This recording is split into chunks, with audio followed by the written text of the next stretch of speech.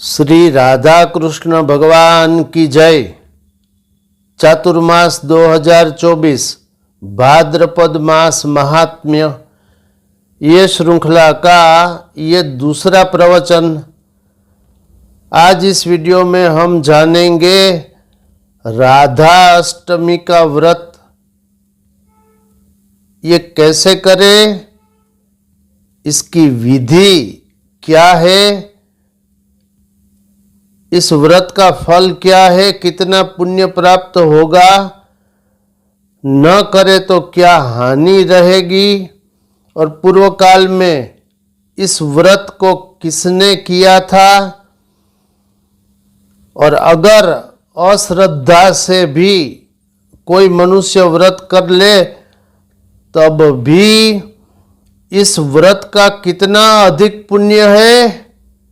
ध्यान दो, शास्त्र कहता है, ब्रह्मा स्वयं बोले हैं नारद से कि राधा अष्टमी का व्रत अगर कोई अश्रद्धा से भी कर ले तब भी वो जीवात्मा अपने 1 करोड़ पीढ़ी के साथ वैकुंठ अवश्य जाता है। देखो कितना महान फल अश्रद्धा से करने का भी, कि 1 करोड़ पीढ़ी के साथ वो जीवात्मा वैकुंठ में अवश्य जाता है।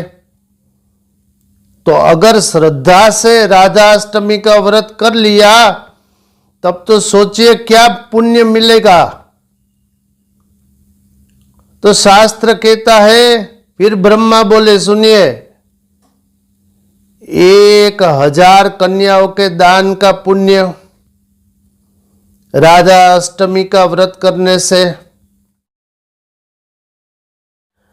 करोड़ों जन्मों में इकट्ठी हुई ब्रह्म हत्याएं, उसका पाप, चोरी का पाप, अपहरण का पाप, विश्वासघात का पाप, गुरु पत्नी के साथ व्यभिचार उसका पाप, चोरी का पाप और बहुत से पाप, हत्याएं इत्यादि का भी ये राधा अष्टमी का व्रत करने से उसी क्षण नष्ट हो जाते हैं।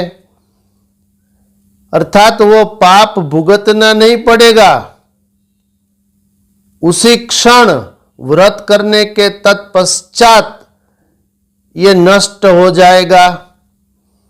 और ऐसा हुआ भी। एक कथा है शास्त्र में इसी राधा अष्टमी के व्रत के संदर्भ में। तो कहीं किसी समय एक गणिका थी और वो बहुत सुंदर थी, और वो पूरी जिंदगी में पाप कर्म ही किए हुए थी।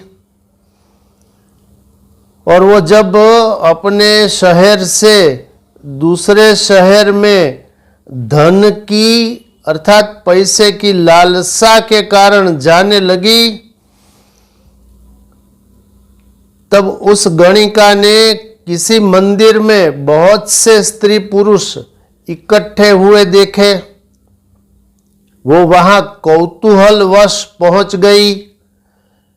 उन्होंने पूछा कि भाई क्या है, ये कौन सा व्रत है।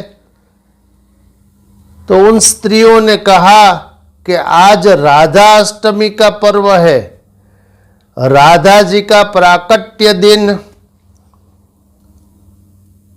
तो भाद्रपद मास के शुक्ल पक्ष की अष्टमी तिथि पर राधा जी का प्राकट्य हुआ था भारतवर्ष में। तो उन स्त्रियों ने कहा कि आज राधा अष्टमी का पावन पर्व है, प्राकट्य दिन है, इसलिए हम सब राधा जी का व्रत कर रही है।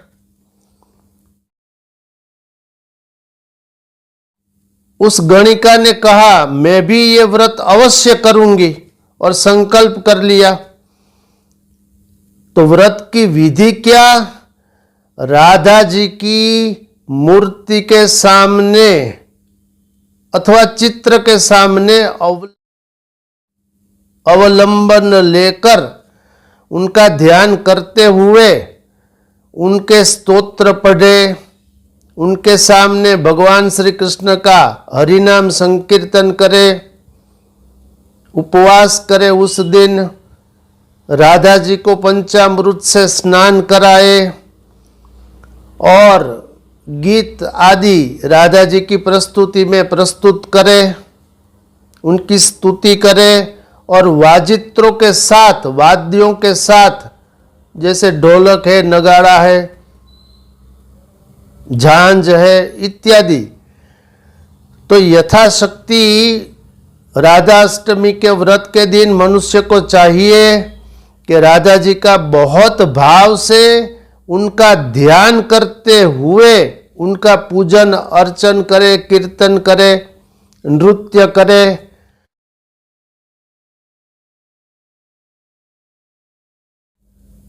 अब फल सुनिए थोड़ा सा। तो ये उस गणिका ने, पहले समझिए कथा में जो आगे बात आती है वो सुन लीजिए पहले।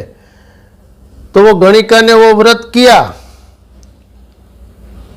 और संयोगवश व्रत करने के तुरंत पश्चात उसकी मृत्यु हो गई।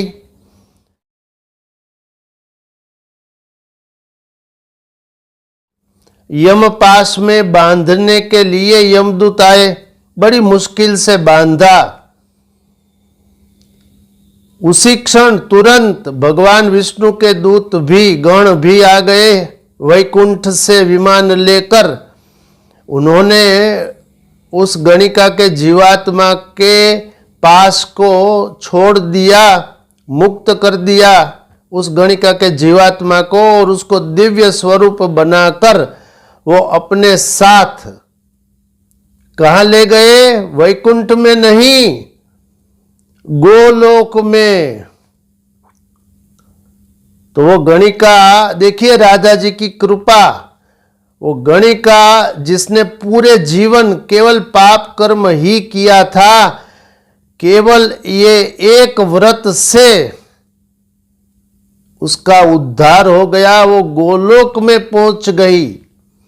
वैकुंठ उससे नीचे है, 50 करोड़ योजन नीचे वैकुंठ है। यद्यपि वैकुंठ में भी वही श्री कृष्ण 4 भुजा से युक्त है, लेकिन रस में अंतर है, आनंद में अंतर है।